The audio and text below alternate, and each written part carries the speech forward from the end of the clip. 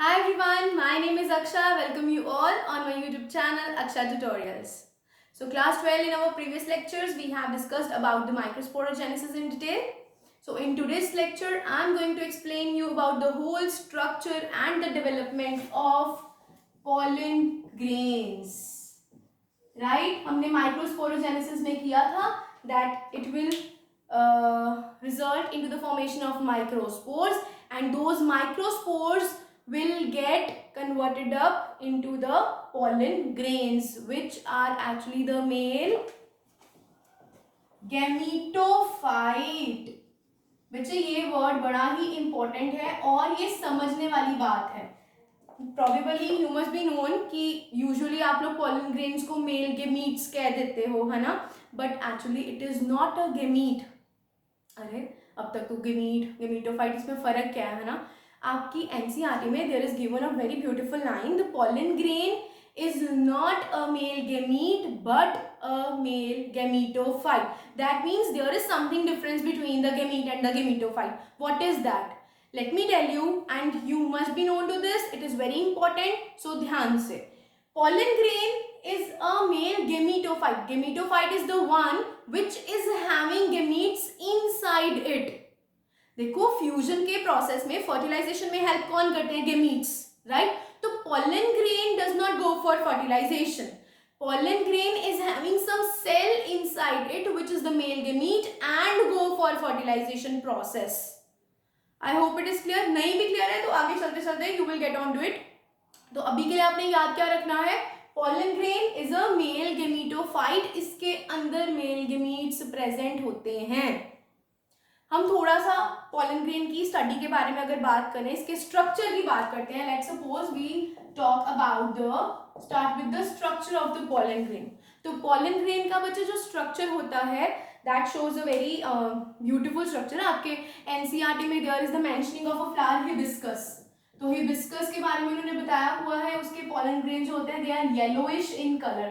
pollen grains are very rough and dry.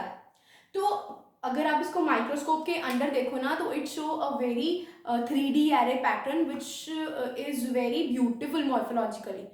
Just take a slide, pour the drop of water and sprinkle some pollen grains over it and view it under the microscope. They show a tremendous intricate morphological appearance of the pollen grains which is very beautiful. In fact जो scientist हैं वो pollen grains को as an evolutionary evidences की तरह भी काम करते हैं. Evolutionary evidences, yes. Why? How? क्योंकि इनके फॉसिल्स, pollen grains के फॉसिल्स रिजर्व पाए जाते हैं. क्यों? क्योंकि ये इजीली डिग्रेड नहीं होते. उसका कारण क्या है? उसका कारण इसका स्ट्रक्चर है. तो अभी तक मैंने जो बोला अगर आपको नहीं भी समझ आई तो now we are going to discuss it in detail. आपको अच्छे से समझ आ जाएगा. बच्चे अगर हम इसके स्ट्रक्चर की बात करें ना, pollen grain is itself a cell. अगर हम जनरली किसी सेल की बात करें तो cell must be containing a cytoplasm inside it, right. तो ये सपोज इसका साइटोप्लाज्म है, ये इसकी प्लाज्मा मेम्ब्रेन है. तो pollen grain is also itself a cell. तो pollen grain एक सेल है, ये उसका साइटोप्लाज्म, उसकी प्लाज्मा मेम्ब्रेन, उसके साथ एक इनर वॉल होगी इंटैक्ट और एक उसकी आउटर वॉल होगी. तो pollen grain actually a two wall layered structure. देखो it is a two wall layered structure. वो दो walls कौन सी हैं? One is the obviously the outer wall, other one will be the inner wall. I have mentioned its name in time. एक होगी इसकी outer wall, एक होगी इसकी inner wall. Inner wall is named as intine and outer wall is named as exine. अब बच्चे यहाँ से समझने वाली बात है. अब हम इन दोनों लेयर्स की थोड़ी बात करते हैं. ये जो इंटाइन है ना, that is actually made up of cellulose and pectin. ये सेल्यूलोज और पैक्टिन की बनी होती है ये intine layer, and it is a very thin and continuous layer. एक तो थिन है, दूसरी कंटिन्यूस है. अब मैंने कंटिन्यूस वर्ड स्पेशली यहाँ पे क्यों मार्क किया है? That it is all over the continuous layer. क्यों? क्योंकि एक्साइन जो है outer wall, it is not continuous. पहले हम बात करते हैं एग्जाइम किसकी बनी होती है, जैसे intine, this is very important question, ये आपके प्रीवियस एएमपीएमटी के पेपर्स में भी ये क्वेश्चन आ चुका हुआ है, इंटाइन का कॉम्पोजिशन। तो exine is also more important even than intine. Exine का जो कॉम्पोजिशन है, it is made up of a very resistant organic material that is sporopollenin. It is very very very important बच्चा। Exine जो है वो एक very resistant, मतलब ऐसी किसी को भी अंदर नहीं अपने आने देती है, तो made up of resistant organic material and that material is sporopollenin. ये इतना ज्यादा टफ थिक होता है, लाइक पत्थर की तरह, किसी को भी अपने अंदर आना या बाहर जाना अलाउ नहीं करता। तो अगर कुछ भी चीज पॉलन ग्रेन को चाहिए, if it requires some sort of nutrients inside या let go of some material outside, तो एग्जाइम तो उसको अलाउ ही नहीं करेगा। तो what will happen, it is discontinues having a germ pore. Suppose यहाँ पे एक पोर है, this pore will be called as germ pore. Now it depends upon the species to species, किसी में एक जर्म पोर होता है, किसी में 3 जर्म पोर होते हैं, तो अलग अलग होते हैं। लेकिन जर्म पोर है क्या, तो germ pore will act as the gate to allow the, as a passage to allow the materials to across through the exine. I am repeating it again because it is very important. Pollen grain है, उसकी 2 layers है, outer one को बोलते हैं enzyme जो कि sporopollenin की बनी है, इनर वन को बोलते हैं इंटाइन जो कि सेलुलोज और पैक्टिन की बनी हुई है। तो एग्जाइम जो है, it is very tough layer, it will not allow the passage to move any material to pass through it.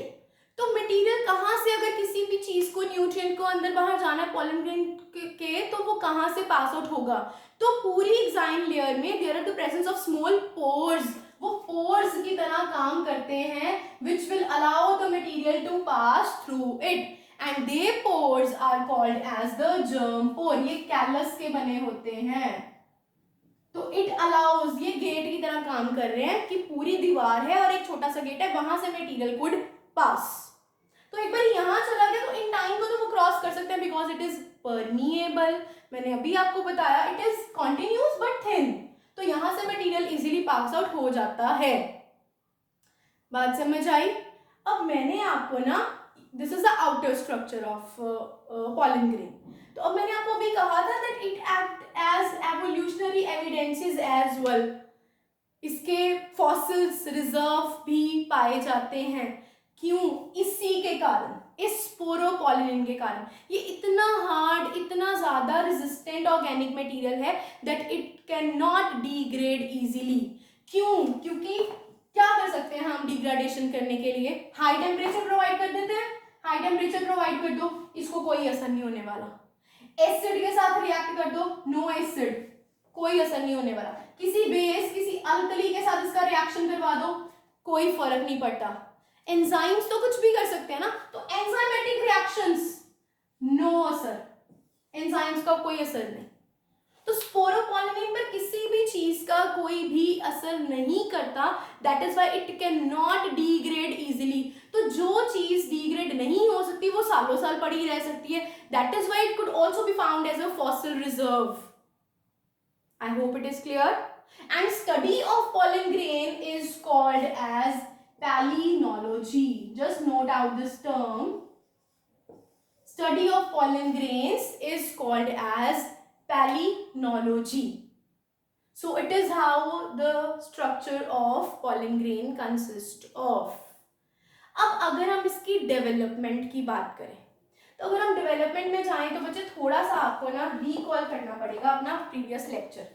हमने लास्ट कहाँ पे किया था कि माइक्रोस्पोरोजेनेसिस हुई।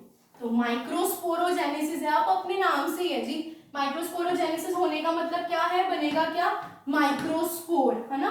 तो वो माइक्रोस्पोर कैसे बनता है, कहाँ से बनता है, हमने डिटेल में पढ़ा था। जिसको नहीं याद है, just get a quick review from our previous lecture, then moving onwards the development of pollen grain।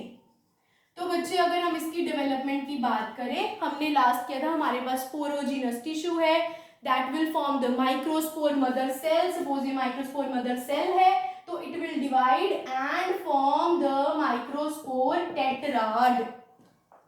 यहां तक किया था, माइक्रोस्पोर टेट्राड बन गया। अब अगर मैं इस माइक्रोस्पोर टेट्राड में से एक माइक्रोस्पोर की बात करूं, सपोज, ध्यान से समझना, it is going to be very important. ये बना माइक्रोस्पोर टेट्राड, है ना, माइक्रोस्पोर टेट्राड है, 4 माइक्रोस्पोर्स हैं, है ना, they will develop and form the pollen grains. How, ये कैसे डेवलप होगा पॉलन ग्रेन में, तो वो डेवलपमेंट मैं बताने जा रही हूँ, प्लीज फोकस। अगर मैं इस माइक्रोस्पोर टेट्राड में से किसी एक माइक्रोस्पोर की बात करूं, suppose this is the single microspore cell, microspore है ये, एमएमसी नहीं, याद रखना, है ना, ये था माइक्रोस्पोर मदर सेल जिसमें से डिवीजन हुई एंड मियोसिस होगी, 4 हैप्लॉइड माइक्रोस्पोर्स बन जाएंगे in the form of a cluster of 4 which is called as microspore tetrad. ठीक है, each is having a single microspore which will develop and form the pollen grains, ये हम पढ़ चुके हैं। अब वो माइक्रोस्पोर कैसे पॉलन ग्रेन्स में डेवलप होंगे वो हम पढ़ने लगे हैं। तो सपोज मैं यहां से एक माइक्रोस्पोर लिया, तो what will happen, it will again undergo division, वो डिवीजन होगी एंड अब यहां पे सेल डिवाइड नहीं करेगा। यहां पे डिवीजन किसकी होती है, न्यूक्लियस की। आपको पता है karyokinesis, cytokinesis, cytokinesis cell division, karyokinesis division of nucleus. तो यहाँ पे karyokinesis will take place, only the nucleus will divide into 2। याद रखना बच्चे, वेरी इंपॉर्टेंट। तो यहाँ पे क्या हुआ, microspore, this is the microspore, ये माइक्रोस्पोर अब क्या करेगा, डिवाइड करेगा। क्या डिवाइड करेगा, सेल नहीं, सिर्फ उसका न्यूक्लियस। यहाँ पे अभी हम यंग पॉलन ग्रेन की बात करें, है ना, it is young pollen grain, बहुत यंग है अभी, है ना, अभी तो क्योंकि माइक्रोस्पोर है ये, राइट, माइक्रोस्पोर डेवलप हुआ है, मतलब वेरी यंग पॉलन ग्रेन। तो उसमें अब डिवीजन होगी, what will happen, it will be having, division किसकी हो रही है, न्यूक्लियस की, कैरियोकाइनेसिस। यहां पे क्या है, it is having haploid nucleus. तो ये हैप्लॉइड न्यूक्लियस जो है, it will divide and form 2 nucleus in which one will be called as tube nucleus and the other one will be called as generative nucleus। यहाँ पे बच्चे 2 nucleus बने हैं, ये एक, ये 2, एक न्यूक्लियस है ट्यूब न्यूक्लियस, एक न्यूक्लियस है जनरेटिव न्यूक्लियस। अब धीरे धीरे धीरे धीरे इस जनरेटिव न्यूक्लियस के इर्द गिर्द सेल बनना शुरू हो जाएगा। Suppose this is the tube nucleus and this is forming the cell। अब ये चीज समझना बेटा, एक हमारे पास यही सेल है, पूरा सेल, ठीक, वो ये पूरा सेल कौन है, this is called as the tube cell, या फिर इसको हम वेजिटेटिव सेल भी बोलते हैं। ठीक है जी। और दूसरा ये जनरेटिव न्यूक्लियस जिसमें है, उसके इर्द गिर्द सेल फॉर्मेशन भी बननी शुरू हो गई and obviously this cell will also called as the simply generative cell. अब आप ध्यान से यहाँ पे फोकस करो, this generative cell is actually floating in the vegetative cell. यहाँ पे आपने कंफ्यूज नहीं होना, ये ट्यूब न्यूक्लियस कहाँ गया, ये सारा ट्यूब न्यूक्लियस है, क्योंकि tube nucleus is quite irregular, ये इररेगुलर होता है। यहाँ पे जब ये डिवाइड हो रहा है तो एसिमेट्रिक स्पिंडल फाइबर्स बनते हैं। एसिमेट्रिक का मतलब है कोई सिमेट्री नहीं है, सेग्रीगेशन जो होगा क्रोमोसोम्स का दैट विल बी अनइक्वल। तो वो अनइक्वल सेग्रीगेशन होने के कारण व्हाट इज हैपनिंग, एक तरफ लार्ज न्यूक्लियस है, लार्ज साइटोप्लाज्म कंटेंट है ना, मोर साइटोप्लाज्मिक कंटेंट होगा, किसमें होगा, वेजिटेटिव सेल में, क्योंकि ये पूरा सेल कौन है, वेजिटेटिव सेल। तो इस वेजिटेटिव सेल के साइटोप्लाज्म में फ्लोट कर रहा है छोटा सा सेल, कौन, जनरेटिव सेल, उसमें छोटा सा न्यूक्लियस है। बच्चे इसके फीचर, अगर वेजिटेटिव सेल है तो it is having a large nucleus but irregular, right, more cytoplasm content, that means more nutrients. और generative cell is small in size, having very small nucleus, लेकिन इसका साइटोप्लाज्म काफी डेंस होता है, क्यों, जगह कम है तो कॉम्पैक्टली अरेंज होगा, that is why it is having quite dense cytoplasm. ये सारी चीजें नोट करते जाओ, these are very important, dense cytoplasm होगा इसका फीचर, दूसरा स्मॉल न्यूक्लियस होगा, right, in case of generative cell. और जो पूरा वेजिटेटिव सेल है that will be having irregular large nucleus and more cytoplasm, मतलब मोर न्यूट्रिएंट, साइटोप्लाज्मिक न्यूट्रिएंट्स ज्यादा होंगे। आई होप आपको समझ आ रहा है, ठीक है। फिर भी कोई कंफ्यूजन रह जाएगी तो यू कैन आस्क। अब ध्यान से देखो बच्चे, अब यहां पर क्या होगा, this stage is the two celled stage, है ना, इसको हम टू सेल्ड स्टेज बोल सकते हैं, है ना। दो सेल है इसमें, एक है आपका ट्यूब सेल वेजिटेटिव सेल और दूसरा है उसमें जनरेटिव सेल। तो this is two cell stage. अगर जैसे मान लो ये है, ये एक सेल है तो ये पूरा सेल हो गया वेजिटेटिव सेल और उसमें एक सेल हो गया छोटा सा जनरेटिव सेल। तो this is the two celled stage. अब ये बनने के बाद व्हाट विल हैपन, अब ये स्टेज बन गई, अब यहाँ पे माइक्रोस्पोर में ही ये पॉलन ग्रेन डेवलप हो गया। नाउ इट विल डिहाइस, वही जो हमने स्ट्रक्चर किया था अपना, आपको अगर याद हो हमने किया था ना, जैसे वो वाला टेट्राड वाला स्ट्रक्चर किया था। तो व्हाट इज हैपनिंग, माइक्रोस्पोरेंजियास, अब यहाँ पे माइक्रोस्पोर्स बन चुके हैं, माइक्रोस्पोर्स डेवलप होके यहाँ तक पॉलन ग्रेन्स बना चुके हैं। Ultimately this will form the, यहाँ पे सारे पॉलन ग्रेन्स बन जाएंगे इस थीका में, and this line of dehiscence stomium, यहाँ से सारे पॉलन ग्रेन्स बाहर रिलीज हो जाएंगे फॉर पॉलिनेशन, राइट। तो 60% एंजियोस्पर्म्स में जो शेडिंग है पॉलन ग्रेन्स की that takes place in two celled stage. 60% flowering plants में टू सेल्ड स्टेज में वो शेड हो जाएंगे, they will be released out. But what about the rest 40%? तो 40% बाकी जो फ्लावरिंग प्लांट्स होते हैं उनके केस में pollen grains are shed having 3 celled stage. बच्चे ये बड़ा इंपॉर्टेंट है, समझने वाली चीज है। एक है आपकी टू सेल्ड स्टेज, वो हमने सारे डिस्कस कर ली है ना, एक ट्यूब सेल आ गया, एक जनरेटिव सेल आ गया। लेकिन 40% एंजियोस्पर्म्स ऐसे होते हैं जिनमें pollen grains will shed at 3 celled stage. अब वो क्या है, अब आपके पास क्या था, ये है आपका वेजिटेटिव सेल, ये है उसमें आपका जनरेटिव सेल। तो 3 सेल स्टेज में जनरेटिव सेल फर्दर डिवाइड हो जाता है एंड फॉर्म 2 जनरेटिव सेल्स। अब इसके केस में क्या हुआ बेटा, एक सेल है आपके पास, है ना, तो उसमें 3 सेल्स बन गए, एक आपका बन गया वेजिटेटिव सेल और 2 बन गए आपके जनरेटिव सेल। तो ये टोटल कितने हो गए, 3।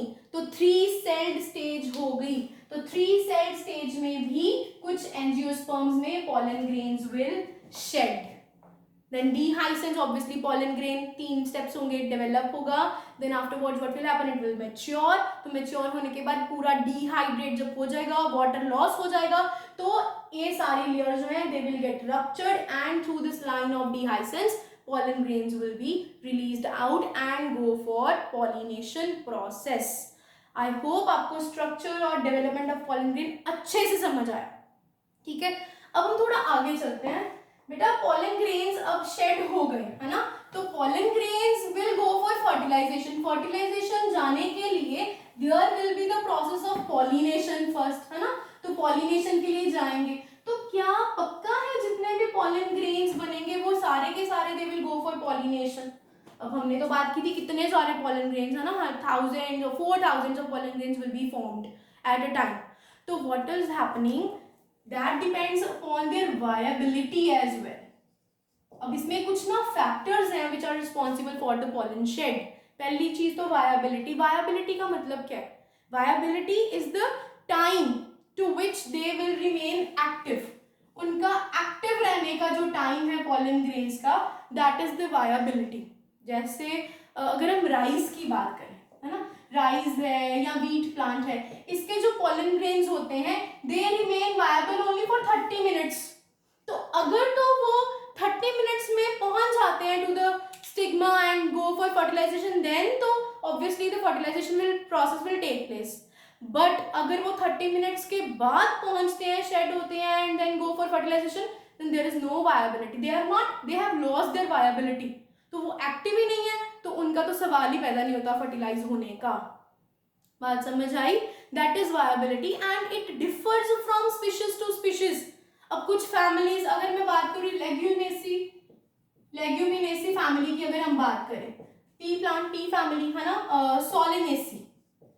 सोलेनेसी इज पोटैटो, ब्रिंजल है ना, ये सारे आते हैं, रोजेसी। तो ऐसे कितने डिफरेंट स्पीशीज हैं, दे ऑल, उनके सबके पॉलन ग्रेन जो है they remain viable for several months. तो वो कितने मंथ्स तक भी अपनी वायबिलिटी नहीं खोते हैं, then they can easily undergo for fertilization. तो viability is the active time of the pollen grain. अगर वो वायबल है pollen grain, only then it will go under the fertilization process, otherwise it will not be able to fertilize. I hope it is clear.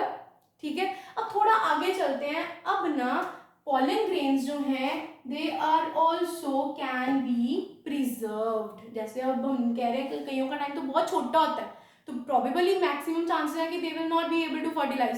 तो what happens, हम इनकी viability को extend कर सकते हैं by providing some appropriate conditions to them, like pollen grains can be reserved in liquid nitrogen at 196 degrees Celsius temperature, that much cold, and that process is called as cryopreservation.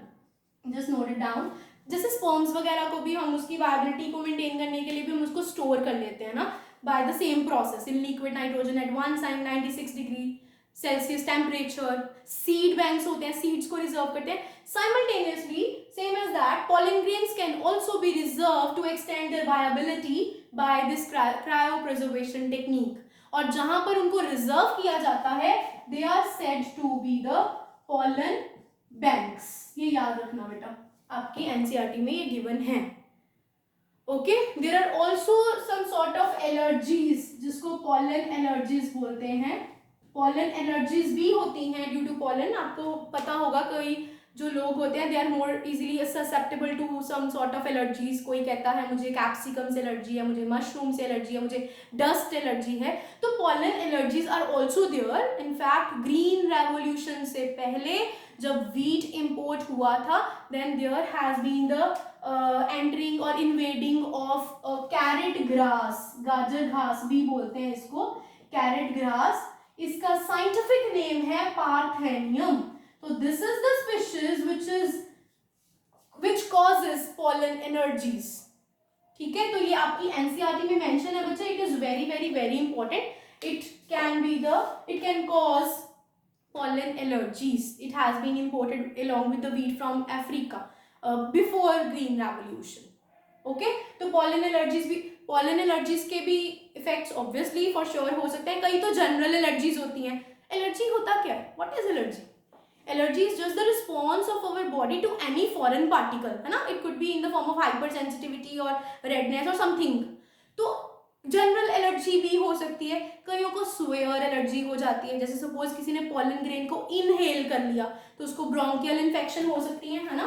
Bronchitis could be there. Bronchitis obviously it could be due to the inhalation of pollen grain. Asthma की problem हो सकती है. तो these could also lead to some sort of chronic diseases which remain for long period of time. तो इस तरीके से pollen allergies general भी हो सकती हैं, सुवेयर भी हो सकती हैं. और एक और चीज आपको बताऊं तो pollen grains जो हैं they are also used as supplements as well in the western countries. Western countries में mainly the mentioning of England is there in your NCERT.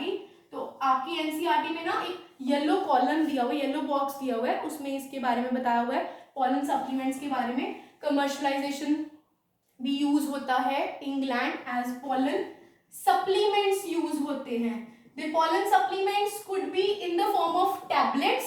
Pollen tablets बनती हैं, पॉलन सिरप्स हो सकते हैं. क्योंकि जो पॉलन ग्रेन्स होते हैं ना they are so rich in nutrients and they provide instant boost reactions. तो वो जैसे एनिमल्स जैसे रेस हॉर्सेस होते हैं ना, रेस में पार्टिसिपेट करते हैं, तो वो कंज्यूम करते हैं, एथलीट्स यूज करते हैं for any sudden instant reactions, boost up reactions, boost body reactions. तो pollen supplements are also used specially in the western countries. तो इस हद तक आपने एनसीईआरटी डीप एक एक लाइन एक एक वर्ड पढ़ना है। आई होप आपको सारा समझ आया। With this we have completed our whole male gametophyte, male portion of your plants has been finished. तो I hope आपको सारा समझ आया. Just get a quick review from all the videos we have discussed till now of this chapter. If you like my video, then do share it with your friends as well. Keep watching, stay tuned. Thank you. Keep smiling.